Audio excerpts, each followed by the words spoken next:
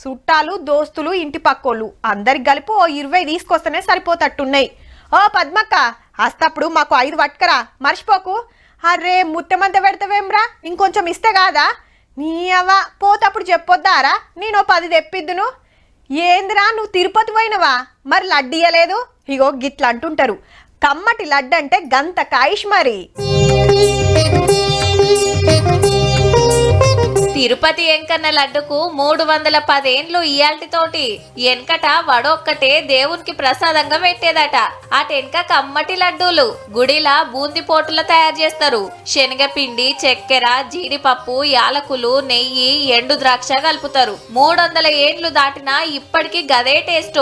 తిరుపతిలో తప్ప ఇంకేడ దొరకది. ఇట్లా ఇంకెవ్వరు చెయ్యరు. అందుకే జియోగ్రాఫికల్ ఐడెంటిఫికేషన్ గుర్తింపు వచ్చింది.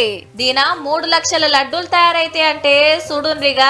దేవుని దర్శనం కాగానే అందరు లైన్లు కట్టేది ఈ మహాప్రసాదానికే. దర్శనం టికెట్ మీదోటి ఫ్రీ. ఇంకిన్ని కావాలంటే 50 రూపాయల కోటి. ఎన్నంటే అన్ని తీసుకోవచ్చు. తిరుపతికి పోయి వచ్చినామని చెప్తే నమ్మనోళ్లకు గింతంత లడ్డు తినబెడితే ఆ పక్క పోయిండ్రంటారు. గంత కమ్మగుంటది. మళ్ళా చుట్టాలకు దోస్తులకు వంచితే మా భాగ్యం అనుకుంటారు. అయితే గా నడుమ లడ్డూలకు కల్తీ నెయ్యి వాడిండ్రని నిరుడు లొల్లి నడిస్తే దాని మీద ఎంక్వైరీ నడుస్తాంది.